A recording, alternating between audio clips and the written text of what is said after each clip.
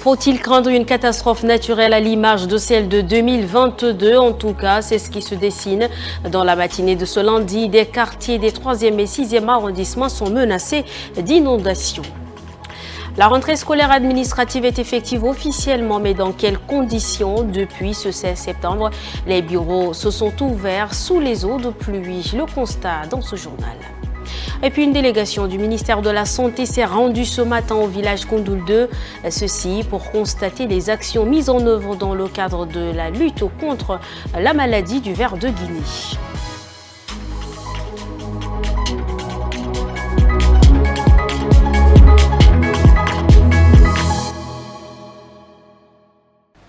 Lundi 16 septembre 2024, bonsoir et bienvenue si vous nous rejoignez. Sabangali est dans l'eau, c'est une catastrophe à l'image de celle de 2022 qui se dessine. Les eaux de pluie contenues dans le canal des Jardiniers bouchées depuis quelques semaines inondent les quartiers.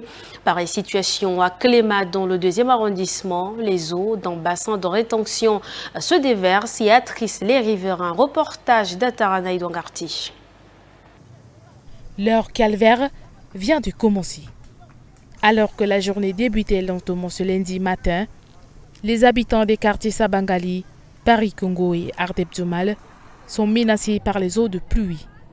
Ces eaux contenues dans le canal des Jardiniers en construction commencent à déborder. C'est la désolation. Certaines familles déménagent désespérément. Avec l'arrivée des Ancobat, ils peuvent nous faire quelque chose. Ils n'ont pas pu. Voilà, ils ont resserré. Tout le monde est en train de voir. Le canal même est devenu comme une cuvette. Et voilà, avec l'arrivée de la pluie, nous a envoyé. Donc on ne sait pas quoi faire. Maintenant, on est ici devant les goudrons, des trucs comme ça. Les autres, de l'autre côté, les maisons sont tombées. Et maintenant, on est là comme ça. Comme vous voyez, voilà, vous regardez tout le monde, on est là devant le goudron ensuite. Au lieu de bien construire le canal, ils ont fait des petits caniveaux. Sinon, le gouvernement a débloqué de l'argent pour cela. Mais c'est eux qui ont détourné. Nous, les pauvres, on n'a pas la force. Ils le font exprès pour nous faire souffrir. Si on voit cette situation sans réagir, ça ne marche pas. Même situation à Clémat dans le 2e arrondissement. Les eaux du bassin de rétention ont brisé la digue érigées autour de cet enclos. Elles se sont déversées dans les quartiers occupant des routes entières, des commerces et des maisons. Atara avec les images de Bonaventure Alombaï et Maxime Solmengar. Autre chose, toujours ce lundi 16 septembre 2024, est marqué par la rentrée administrative dans plusieurs lycées sur l'ensemble du territoire national. Alors que les établissements privés se disent prêts à reprendre le chemin des classes, difficile d'en dire autant pour les établissements publics affligés par les inondations. Emedolinassou et Maxime Solmengar. Des salles de classe et bureaux submergés par les eaux de pluie, des tables bancs pourris, la cour impraticable. C'est l'état actuel de certains lycées publics au jour J de la rentrée administrative. Et ce matin, ici, au lycée d'Abidjan, cette rentrée administrative semble très difficile. Il y a certaines salles de classe qu'on a aménagées pour les classes des examens, c'est-à-dire la 3e et la terminale. Ces salles de classe-là, elles sont là, mais l'accès qui est un peu difficile. Et comme c'est l'eau de pluie, nous pensons que dans 2-3 jours, celle cesse, il y aura l'accès.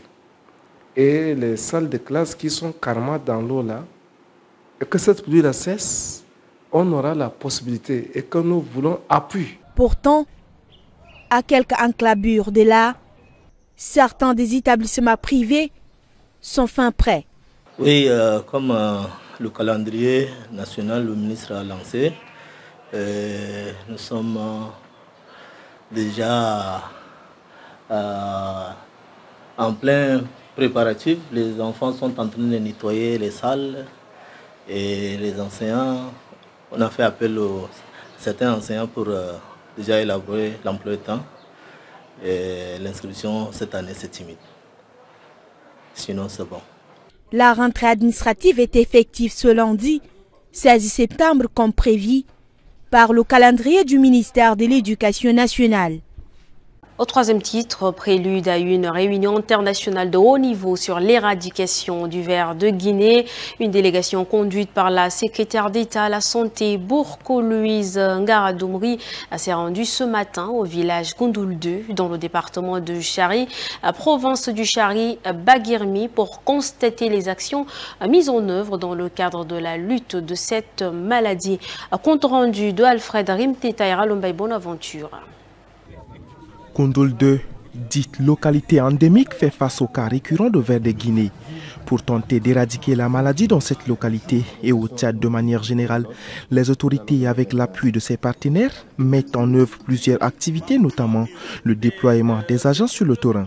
Ces agents sensibilisent mais utilisent aussi la technique d'attachement prolongé des chiens et chats. Cette visite a permis à la délégation composée des représentants de l'OMS, du Centre Carter, des ministres de la Santé de la Centrafrique et du Cameroun, de s'imprégner de ces actions.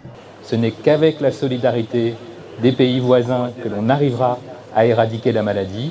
On est maintenant dans la dernière phase, le dernier kilomètre, le plus difficile, mais la mobilisation des acteurs de terrain est absolument cruciale. Au moins 5 cas par an sont enregistrés depuis 2019, selon les techniciens.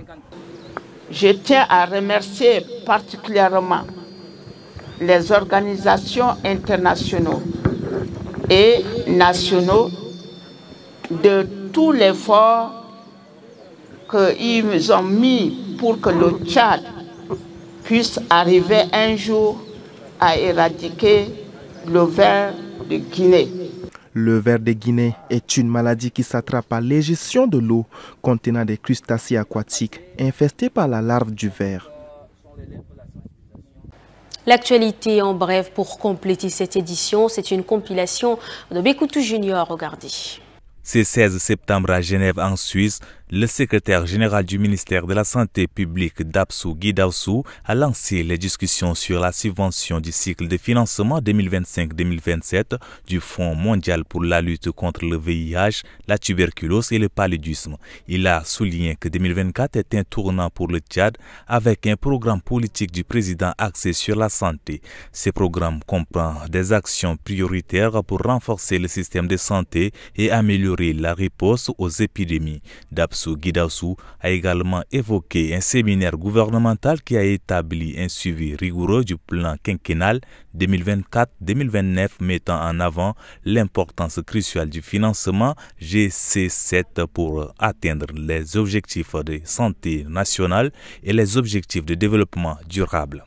En ce lundi 16 septembre, un total de 3000 candidats répartis en 4 filières distinctes se soumettent aux épreuves écrites du concours d'entrée en première année de la faculté des sciences de la santé humaine de l'université Adam Barka d'Abéché dans les domaines de la médecine, de la pharmacie, de la nutrition et des sciences biomédicales. Les épreuves se déroulent dans 3 centres de composition, notamment à Abéché, N'Djamena et Moundou. L'Office national des examens et concours du supérieur ONEX assure que toutes les mesures nécessaires ont été prises pour garantir le bon déroulement de ces concours. La radio Lotiko de Sar est hors service depuis le 13 septembre 2024 en raison des dommages causés par un coup de foudre lors d'une tempête. La coordinatrice par intérim Diane Djimé a indiqué que plusieurs équipements, dont l'ondulaire, le disjoncteur et l'unité centrale, ont été endommagés. Elle appelle à la solidarité des auditeurs et des bonnes volontés pour aider à relancer la station.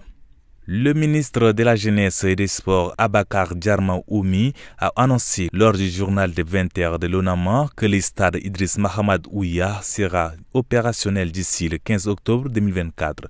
Il a assuré que les délais seront respectés et que les Tchadiens pourront bientôt y pratiquer du sport. Toutefois, la reprise des matchs internationaux dépendra de la FIFA qui devra inspecter le stade après sa réception. Le ministre espère que le dernier match de novembre se déroulera à N'Djamena. Une session de renforcement des capacités des équipes des programmes et projets financés par la Banque africaine de développement au Tchad se tient depuis ce matin à N'Djamena. Elle est axée sur les exigences environnementales, sociales et sur les applications du système de sauvegarde intégré de la banque actualisé en 2023. Les questions environnementales et sociales sont au cœur des échanges entre le personnel de la Banque africaine de développement et ceux des différents ministères du Tchad. Ces acteurs réunis ce jour se pencheront sur l'identification des risques potentiels des problèmes environnementaux et sociaux. Le Tchad finalisera très bientôt son plan national de développement, dont l'opérationnalisation va nécessiter la mise en place de projets et programmes. Au regard de l'importance des objectifs de ce plan et de ses enjeux et de ses attentes, beaucoup d'espoirs sont donc placés en vous, chers participants. Les connaissances acquises à l'occasion de cette session de formation vont contribuer à la réalisation de projets mieux adaptés à l'environnement et à une plus grande pérennisation des investissements réalisés. Ces assises interviennent au moment où le Tchad est en proie aux effets du changement climatique. Au cours de cette formation, plus de 95 participants devront déceler les enjeux fondamentaux pour la bonne mise en œuvre des projets durables pour faire face à ce problème planétaire. À travers cette formation, nous souhaitons offrir un soutien technique solide pour améliorer la connaissance des exigences environnementales et sociales à chaque étape de la vie des projets. L'objectif est que tous les acteurs concernés à différents niveaux puissent non seulement se conformer aux règles établies, mais aussi mettre en œuvre les mesures qui en découlent avec rigueur et efficacité. Cet atelier est une initiative du ministère des Finances avec son partenaire, la Banque africaine de développement. Guénaodoum Cynthia Aliucham, le cadre de concertation pour le règlement des conflits et la cohésion sociale du Logone oriental, forme les acteurs de la société civile sur la consolidation de la paix ce lundi. Tolobé Dieudonné à Somor Djumleila. Promouvoir le projet de citoyenneté et gouvernance au Tchad est le but de cet atelier qui a réuni les organisations de la société civile, les personnes vivant avec le handicap, les autorités locales, ainsi que les hommes de médias. Objectif, impliquer ces acteurs dans la consolidation de la paix. Le FC Jalor a jugé nécessaire aujourd'hui d'organiser cette activité en vue d'apporter sa contribution dans la lutte contre la discrimination des conditions socio-économiques des jeunes, des femmes et des personnes vivant avec handicap pour un développement inclusif. Aussi, d'identifier les bonnes pratiques dynamiques et les défis inhérents à la protection de l'espace civique à l'échelle locale. Les participants sont appelés à être attentifs et participatifs. Ne recevez pas des formations et allez dormir ou encore à la sortie vous jetez. Nous voulons une transformation sincère. Dès que vous apprenez quelque chose, il faut le mettre en application. Donc, dès votre retour chez vous, on attend de vous les échos. C'est la consolidation de la paix est une nécessité pour tout. Donc, vous êtes appelés à prendre bonne note et au retour, le mettre en application. Cette rencontre d'échange est une initiative de l'Union européenne à travers l'ONG Oxfam. Tolobé, merci. Merci Rassom Leila. Merci à vous, chers téléspectateurs, d'avoir suivi cette édition. C'est la fin. Restez en compagnie des programmes de Tchad Info TV. Bonsoir.